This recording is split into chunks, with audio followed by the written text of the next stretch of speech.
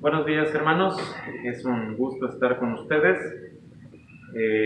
Después de tanto tiempo sin verles, ya es una tristeza estar pues predicando así. Queremos ya verles, abrazarles. Creo que se extraña toda la situación. Dios es muy sabio al decirnos que no dejemos de congregarnos, y creo que es hermoso estar unidos en alabanza, en adoración, en el compartir la palabra, pero son circunstancias especiales y pues vamos a dar inicio a la meditación de hoy. Hoy vamos a estar viendo acerca de Salomón, sus primeros años, cuando es coronado rey de Israel y cuando pide sabiduría. Vamos a leer algunos de los versículos más importantes en esta introducción. Vamos a Primera de Reyes 1 y voy a leer solamente algunos versículos para que estemos entrando en contexto.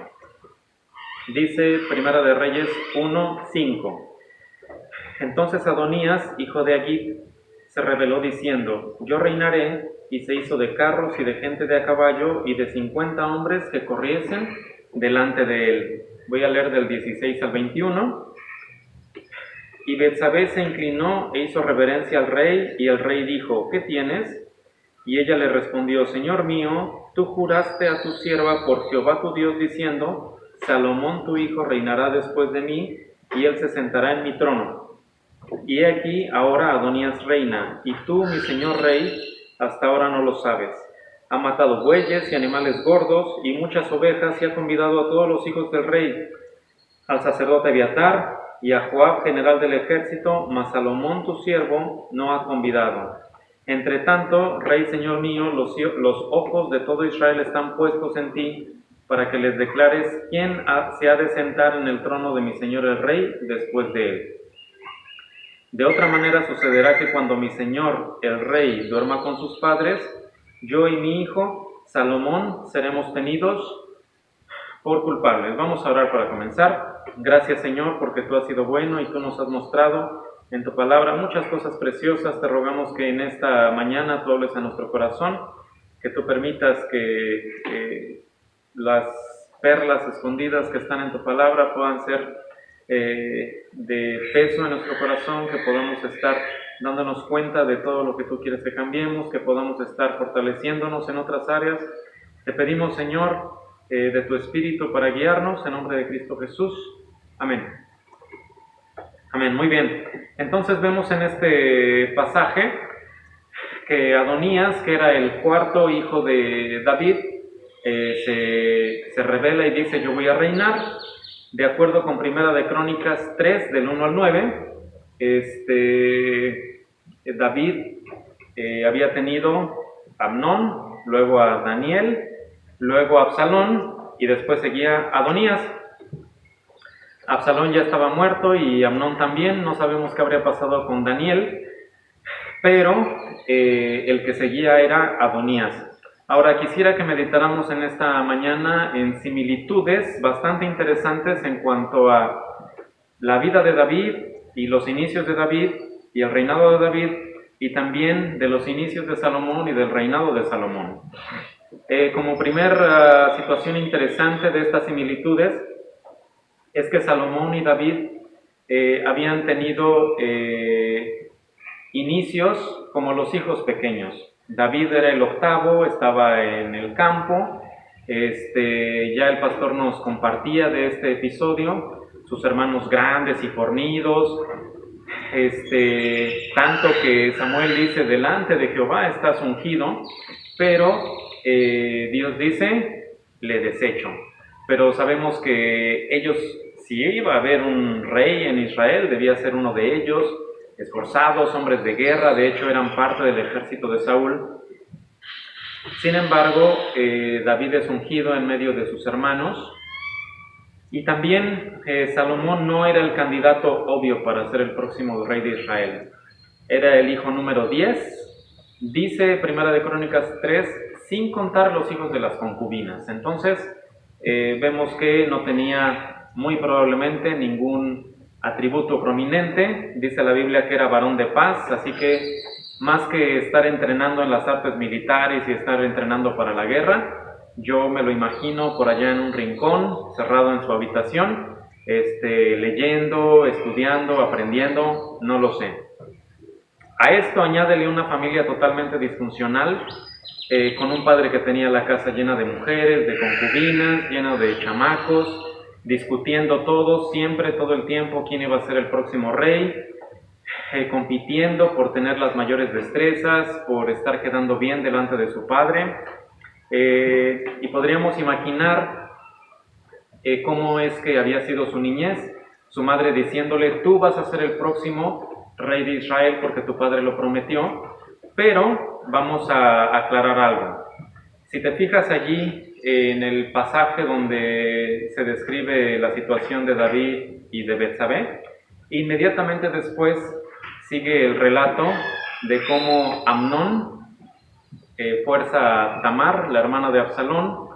También dice que Absalón tenía ovejas y campos y esquilada. Entonces ya vemos que esos hermanos ya estaban grandes. Si ya se estaban haciendo cargo de sus propios asuntos, fácilmente tendrían entre 20 y 25 años, fácilmente, si no es que más. Entonces, si a un niño de 10 años su madre le decía, tú vas a ser el próximo rey, podemos imaginar a Salomón viendo a sus hermanos mayores, celebrados en Israel, fuertes, guerreros, como ya lo era Absalón. Y creo que Salomón tendría sus propios complejos muy serios y él veía sus propias limitaciones. No creo que él se imaginara como el próximo rey de Israel. Aparte, esto que era una promesa en realidad le jugaba en contra, porque así como lo expone Betsabé en el versículo 21, que dice, de otra manera sucederá que cuando mi señor el rey duerma con sus padres, yo y mi hijo Salomón seremos tenidos por culpables. Ni más ni menos estaba temiendo por su vida. ¿Por qué?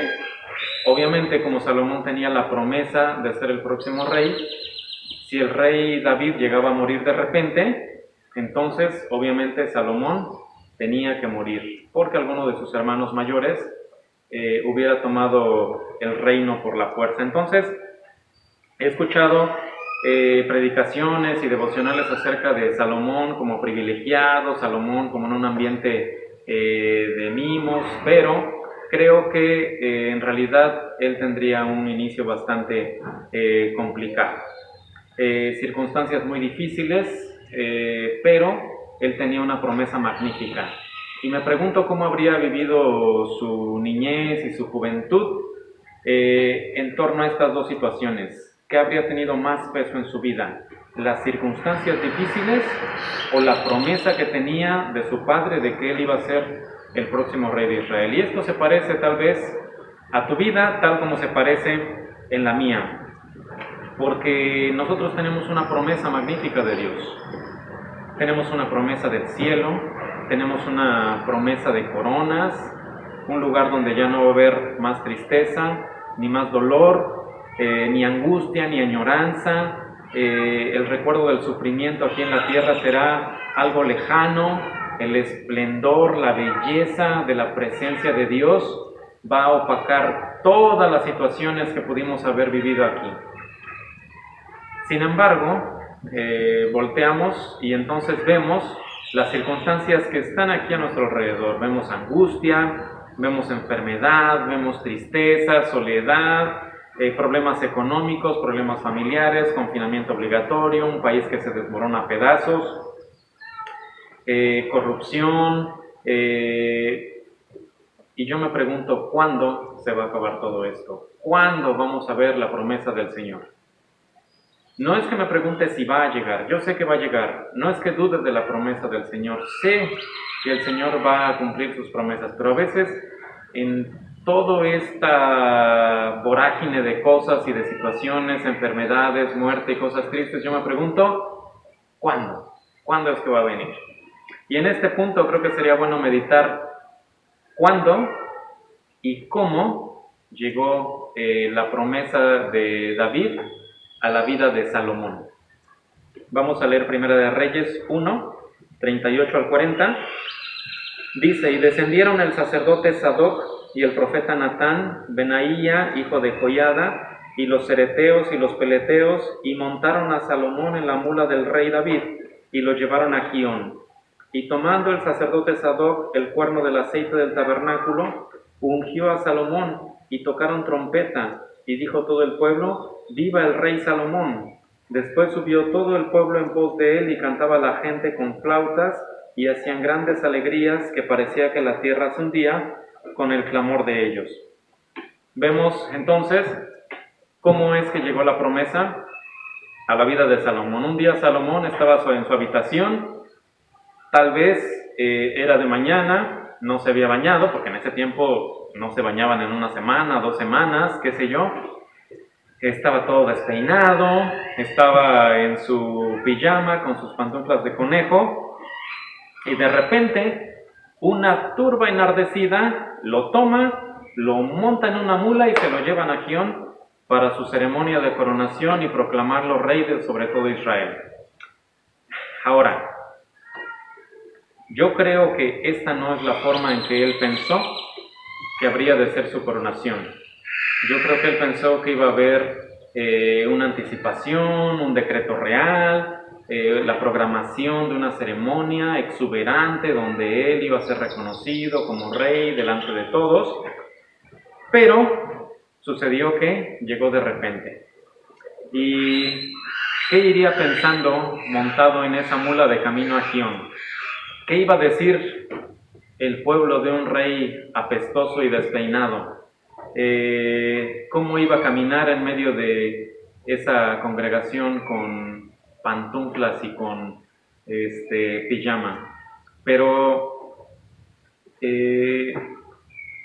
creo que él más bien se hubiera preocupado por vestir sus ropas de gala y ponerse las mejores prendas, pero me pregunto si le dieron tiempo de hacer eso. Y otra vez se parece a mí y tal vez también se parece a ti. Tenemos la promesa de una ceremonia de coronación, porque dice la Biblia que vamos a recibir coronas, ¿verdad? Y para recibir una corona necesita una ceremonia de coronación. Esa ceremonia de coronación va a ser impresionante, va a ser enorme, va a ser grandiosa. Ni nos imaginamos lo que va a ser eso. Pero la pregunta más importante es: ¿cómo nos vamos a presentar en nuestra propia ceremonia de coronación? Pensando en mi vida, ¿será que me presentaré en pantuflas de conejo, en pijama, despeinado y apestoso? ¿O me presentaré con ropas de gala? Quiero decir, me presentaré habiendo vivido mi vida como a mí me placía, habiendo tomado mis decisiones, o habré vivido mi vida dejando que el Espíritu Santo me moldeara, poniendo la palabra de Dios en mi corazón, esforzándome por ponerla por obra, tratando de agradar a Dios, luchando contra el pecado, luchando contra todo lo que me fue contrario en mi relación con Dios, para poder estar teniendo una comunión con Él. No estamos cuestionando la salvación, sino cómo nos vamos a presentar en ese día delante de Dios. Y si nos preguntamos cuándo, tal vez deberíamos estar más conscientes del cómo va a llegar para la mayoría de nosotros esta promesa de Dios que tenemos de vivir eternamente en el cielo con Él. Va a llegar de repente. Sea que de repente muramos en un accidente o en alguna otra situación, o sea que de repente el Señor nos lleve todos juntos como iglesia. Muy pocos tienen una antelación como una enfermedad o una agonía, la mayoría muere de repente. Entonces tenemos que estar preparados en todo tiempo para ese momento en que vamos a llegar a la presencia del Señor. Y ahora vamos a el episodio, el pasaje, donde Salomón exhibe varias características que son similares a las del rey David. Todo lo que vamos a decir va a ser en los primeros años del reinado de Salomón, porque sabemos que ya en sus últimos años Salomón tuvo bastantes dificultades. Vamos a Segunda de Crónicas 1, que me gusta el relato. allí en Crónicas, un poco más que en Reyes. Segunda de Crónicas 1, y voy a leer del 1 al 12. Dice: Salomón, hijo de David, fue afirmado en su reino, y Jehová su Dios estaba con él, y lo engrandeció sobremanera. Y convocó Salomón a todo Israel, a jefes de millares y de centenas, a jueces y a todos los príncipes de todo Israel, jefes de familias. Y fue Salomón, y con él toda esta congregación, y con él toda esta asamblea al lugar alto que había en Gabaón, porque allí estaba el tabernáculo de reunión de Dios que Moisés, siervo de Jehová, había hecho en el desierto.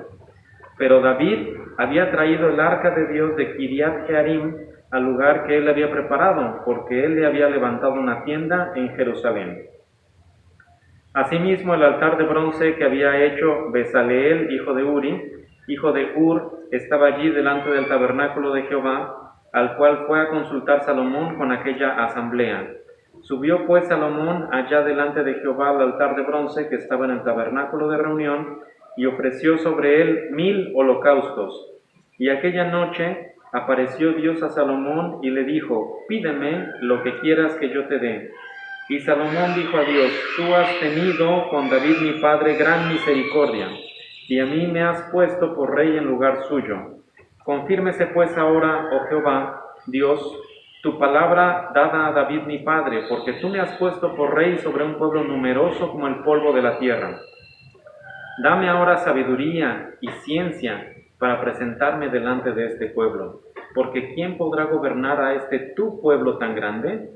Y dijo Dios a Salomón: por cuanto hubo esto en tu corazón, y no pediste riquezas, bienes o gloria, ni la vida de los que te quieren mal, ni pediste muchos días, sino que has pedido para ti sabiduría y ciencia para gobernar a mi pueblo, sobre el cual te he puesto por rey, sabiduría y ciencia te son dadas, y también te daré riquezas, bienes y gloria, como nunca tuvieron los reyes que han sido antes de ti, ni tendrán los que vengan después de ti. Vemos que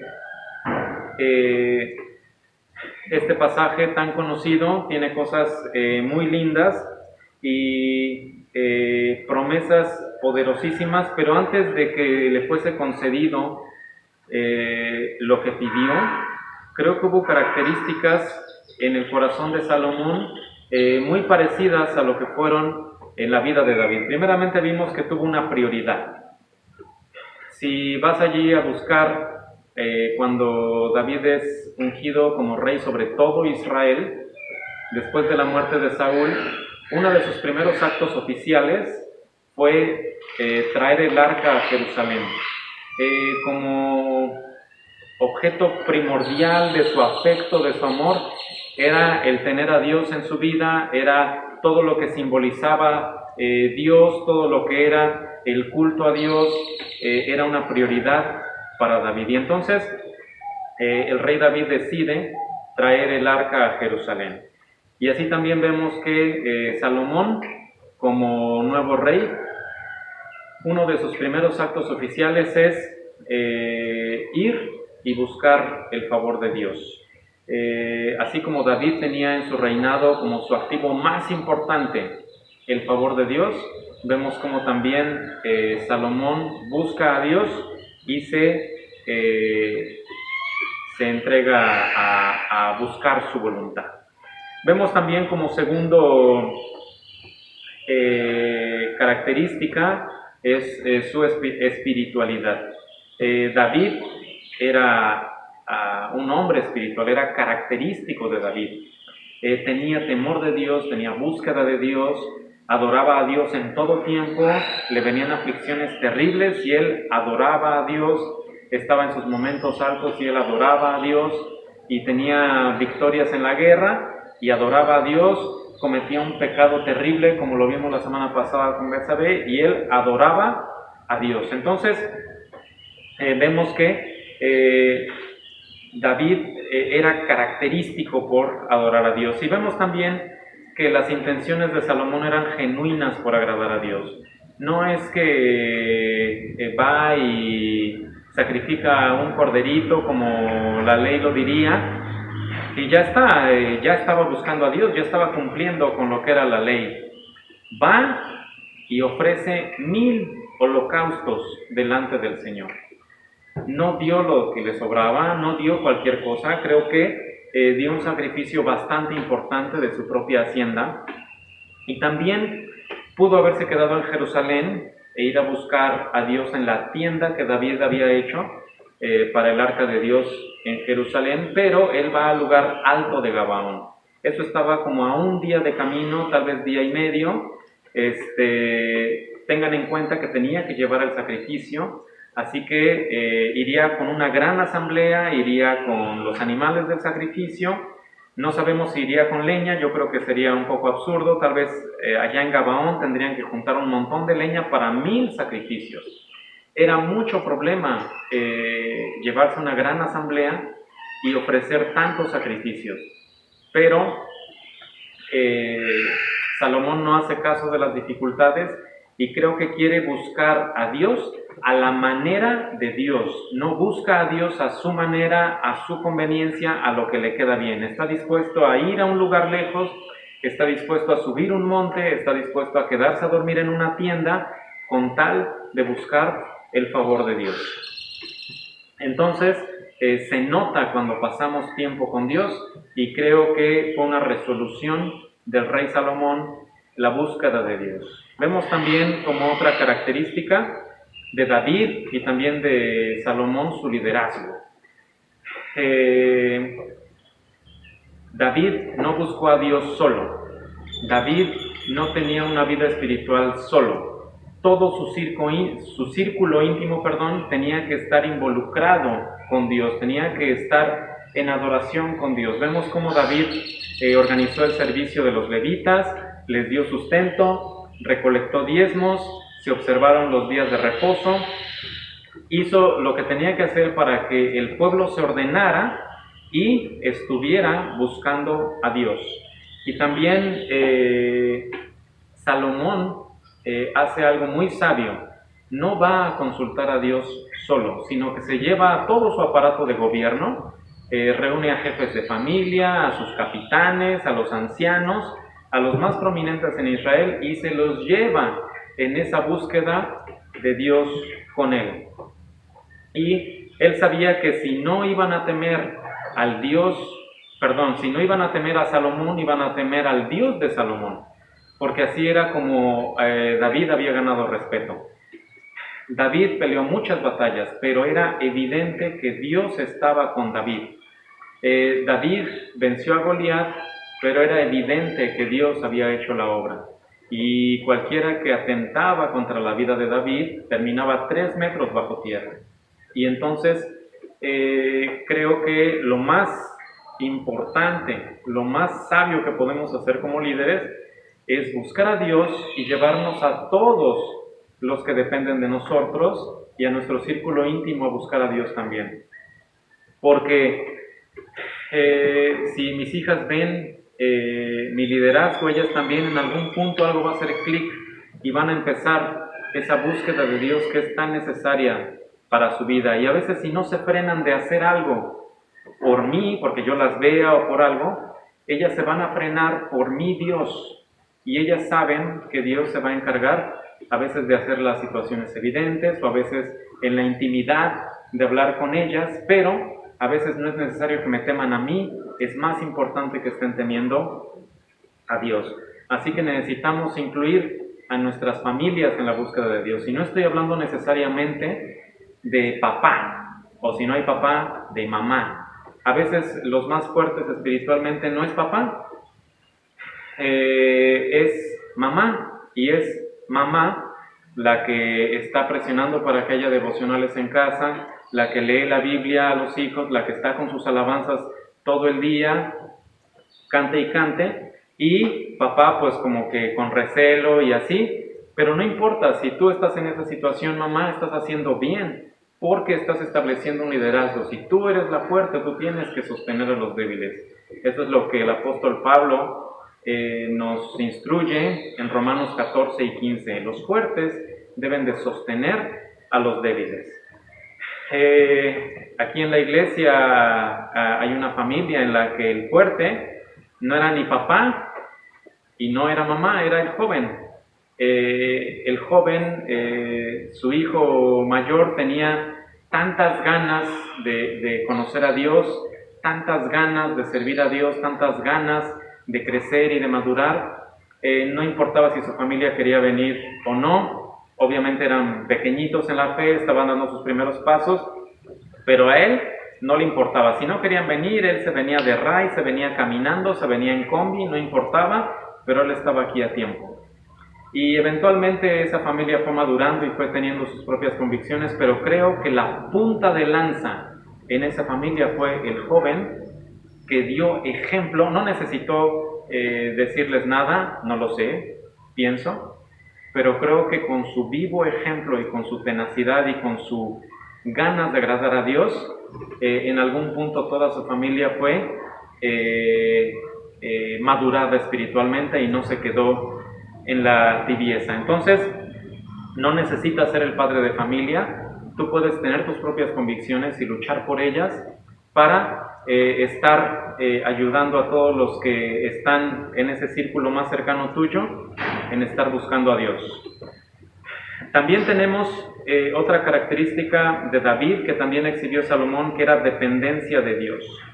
En numerosas ocasiones David consultó a Dios para saber qué hacer en la guerra, para saber si huir, para saber si entrar o salir. Y sí es cierto que vemos que algunas veces David decidió precipitadamente, pero esa no es la constante en la vida de David. Esa fue la excepción en la vida de David. Y aquí hay una diferencia importante que me gustaría recalcar. David tuvo a hombres grandes espiritualmente a su lado. Tuvo a Salomón, al sacerdote Abiatar, tuvo al profeta Natán, pero la Biblia no sitúa a un hombre así de grande como estos junto al joven rey Salomón. Y era claro que él había ido a buscar a Dios en búsqueda de guianza espiritual, en busca de cobertura espiritual. Entonces, necesitamos entender que todos necesitamos cobertura espiritual. No importa que veas a tu esposa fuerte, independiente, necesita guía espiritual, necesita cobertura espiritual. No importa que veas a tus hijos grandulones, independientes, con planes, sueños, tú necesitas entender que tus hijos necesitan guía espiritual y cobertura espiritual. Incluso nuestro pastor necesita guía espiritual y cobertura espiritual. Así como en algún tiempo lo fue nuestro hermano Alcaraz, y también como el pastor se apoya en el pastor Fred Allen, la cobertura espiritual es muy importante en nuestras vidas. Este es un asunto controversial a veces, porque vemos, por ejemplo, que los hijos terminan la universidad y a veces ni la universidad, ya terminando la prepa, ya se quieren emancipar, ya se quieren ir, quieren vivir solos, quieren vivir en otra ciudad. Y yo sé que vivimos en una ciudad no tan grande, pequeña, sí hay universidades, pero el asunto siempre es, aquí no hay la carrera que yo quiero, o aquí no hay la universidad que yo quiero, pero tenemos que tener mucho cuidado, porque nuestros hijos, hasta el momento que se casen, necesitan cobertura espiritual. Entonces, si yo le pago a mi hijo o a mi hija un departamento en una ciudad alejada, con sustento, creo que es una posición bastante arriesgada para un joven. Cada papá sabe lo que hace. Creo que necesitamos mucha oración y mucha sabiduría para tomar este tipo de decisiones y no dejarnos llevar por la emoción de los chicos, pero a final de cuentas esa es una responsabilidad que cada uno de nosotros tenemos, y creo que cada uno de nosotros necesita mucha oración y sabiduría para estas decisiones. Entonces, también vemos miembros de la iglesia diciendo, es que aquí no hay amor, es que yo ya me voy y demás. Hermanos, es muy peligroso irnos de la iglesia, y más peligroso aún decir, no me congrego más en ninguna iglesia porque todos son hipócritas, porque todos son iguales, porque yo ya no quiero saber nada. Hay una familia de hermanos muy amados en la otra iglesia donde alguna vez nos congregamos. Un líder espiritual confrontó al padre de familia de una manera, pues, con muy poco tacto, muy agresiva, aparte con acusaciones de su vida pasada. Creo que fue injusto cómo lo trataron, pero él dejó de congregarse y dijo, no necesito la congregación, yo puedo seguir con mi Biblia y seguir adorando a Dios y no necesito congregarme. Y después del primer año seguía fuerte, seguía entusiasmado, leía su Biblia, llegabas a su casa y se oían las alabanzas, pero pasaron 2 años, 3 años, y a 25 años de distancia, él, sus hijos, sus nietos, viven como si nunca hubieran conocido a Dios. Allí se apagó la llama del Evangelio en esa familia y tenemos que entender que los líderes no son perfectos, el pastor no es perfecto, pero lo que es muy importante entender es que cada uno vamos a dar cuentas de nosotros mismos. No vamos a dar cuentas del liderazgo del pastor. El pastor va a dar cuenta de sí mismo y yo voy a dar cuenta de mí mismo. Así que no puedo tomar como pretexto lo que otros hacen. Tengo que responsabilizarme de mis pensamientos y de mis decisiones. Y esto lo vamos a tocar un poquito más adelante. Vemos otra característica de David que fue humildad. David siempre se mostró humilde acerca de su propia condición y de sus orígenes. Él entendía que había venido de un estrato muy bajo. Él sabía que él no merecía ser rey de Israel, pero Dios le puso allí. Y entonces este joven rey Salomón entiende también que él no tiene lo necesario para ser rey. Se crió en la corte del rey, pero eso no le facultaba para ser un rey. Y a la hora de pedirle a Dios, dice, no sé ni entrar ni salir. Lo que estaba diciendo es, no sé nada de nada. Y entonces él quería ponerse bajo la autoridad de Dios, bajo la guía de Dios, y tuvo la suficiente humildad para hacerlo así y pedir bien. Creo que a veces no entendemos la dimensión. Él estaba heredando un reino próspero. Él estaba heredando toneladas de oro, literalmente toneladas de oro y de plata. Estaba heredando un ejército numeroso, entrenado, bien organizado, poderoso. Era un ejército que había subyugado ya a todos los enemigos alrededor. Salomón no necesitaba exhibir humildad ante tantas circunstancias que le jugaban a su favor, pero aún con tantas cosas a su favor, Salomón dice, no sé hacerlo bien y necesito que me ayudes. Ahora abundan tantos apóstoles y profetas y ungidos y con su forma de hablar y sus oraciones de poder y sus decretos y sus reclamos a Dios y sus afirmaciones acerca de sí mismos que le dicen pastor no, apóstol, arcángel. Y entonces vemos que sus afirmaciones de Dios, sus afirmaciones acerca de sí mismo con respecto a Dios, de que Dios va a hacer que se cumpla su palabra, hacen que les admire a ellos. Y entonces viene el profeta fulano de tal y toda la turba va atrás del apóstol, del pastor, del profeta, del cantante o de quien sea. Y creo que es muy importante entender que no estamos puestos en la iglesia para ese tipo de cosas. Estamos puestos en un plan de Dios y primeramente necesitamos ser humildes para que Dios nos pueda usar con efectividad. No sé si tú te has encontrado con un hermano que sabe mucho, pero que es chocante, que no podemos sostener una conversación muy amigable con él. Entonces, ese hermano tiene mucho conocimiento, pero le falta humildad. Y sin la humildad necesaria, no podemos ser utilizados por Dios. No sé, tal vez mi hija pueda pedir alguna cosa buena, pueda venir y pedirme estudios universitarios, o pueda venir y pedirme un campamento cristiano en palabra de vida, pero no importa que su petición esté bien. Si viene pidiéndome algo a gritos, declarando y decretando, creo que no puedo hacer menos como papá que darle 2 cachetadas y pedirle que se calme, porque no está hablando con su amiguito, no está hablando con su hermanito, está hablando con su papá. Y si yo como papá exijo ese respeto, creo que Dios merece infinitamente más respeto a la hora de pedírsele algo y de plantearle nuestros deseos y nuestros problemas. Entonces, Dios me ha puesto aquí para que el amor de Dios sea derramado en el corazón de los demás, y yo tengo que tener humildad, incluso a la hora de servir a otros. No sé si alguna vez te han dado ganas de llorar en agradecimiento por la obra de Dios. No sé si alguna vez sentiste el abrazo de Dios en alguna circunstancia.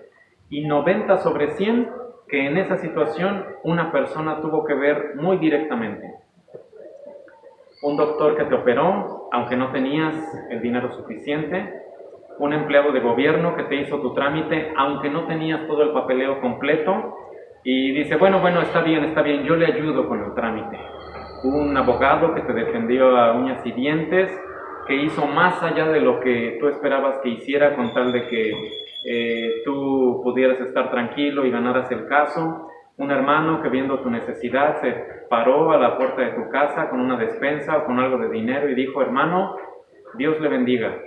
Entonces, imagínate que yo digo, pues yo le voy a dar una despensa, así que le voy a decir sus cosas. Hermano, no me parece que haga esto, y no me parece que haga el otro, y esto está mal, y aquí le traje esta despensa. Creo que a veces servimos con esa actitud. Servimos con la actitud de que me necesitan, con la actitud de que yo soy importante, en vez de entender que la humildad me hace un instrumento valioso en las manos de Dios, y yo tengo que dejarme moldear por Él. Quiero que entiendan que David no pidió ser rey, Dios le puso allí y David lo entendió perfectamente. Miren, vamos a 2 de Samuel 5:12.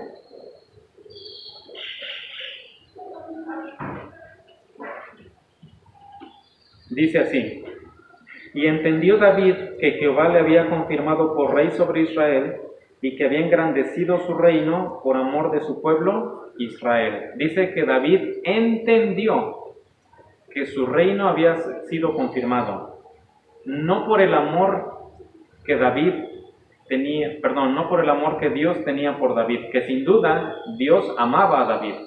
No fue por eso. David entendió que fue por amor de su pueblo Israel. David fue puesto para servir y así lo entendió. Y Salomón recibió un dicho similar de parte de Hiram, el rey de Tiro, en 2 de Crónicas 2:11. Dice, entonces Hiram, rey de Tiro, respondió por escrito que envió a Salomón, porque Jehová amó a su pueblo, te ha puesto por rey de ellos. Entonces, Salomón tuvo esta humildad para entender también esta misma cosa. Dios le puso para servir a su pueblo. Y esto está ligado con la siguiente característica de Salomón, similar a la de David, en que Salomón tuvo un corazón como el de Dios a la hora de pedir. Si a cualquiera de nosotros Dios se nos presenta y nos pregunta, ¿qué quieres que te dé? Es muy tentador pedir riquezas, larga vida, que se nos sometan los que mal nos quieren, como dice aquí, pero Salomón no la pensó. Salomón pidió sabiduría. Dice, Señor, yo necesito sabiduría. La Biblia no dice expresamente qué es lo que Salomón fue a consultar a Dios, pero creo que esta petición revela el corazón de Salomón. ¿Por qué fue al lugar alto de Gabaón? Creo que Salomón ya tenía lista su petición, y en su petición él tuvo un corazón como el corazón de Dios. Dice en 2 de Crónicas 1:11, dijo Dios a Salomón, por cuanto hubo esto en tu corazón, y no pediste riquezas, bienes o gloria, ni la vida de los que te quieren mal, ni pediste muchos días, sino que has pedido para ti sabiduría y ciencia para gobernar a mi pueblo, sobre el cual te he puesto por rey. Sabiduría y ciencia te son dadas, y también te daré riquezas, bienes y gloria como nunca antes ni nunca después. Salomón fue el rey más próspero de toda la historia del reino de Israel, porque tuvo en su corazón el pedir algo que estaba conforme al corazón de Dios. No nos pone a Salomón como un hombre conforme al corazón de Dios, como David, pero sí vemos que en sus primeros años él tuvo esto en su corazón. Y la reflexión final es esta, hermano. David ha sido criticado duramente por ser un mal padre, y vemos que realmente lo fue. La Biblia nos dice expresamente que David nunca contristó a Amnón, por ejemplo. David nunca confrontó a sus hijos.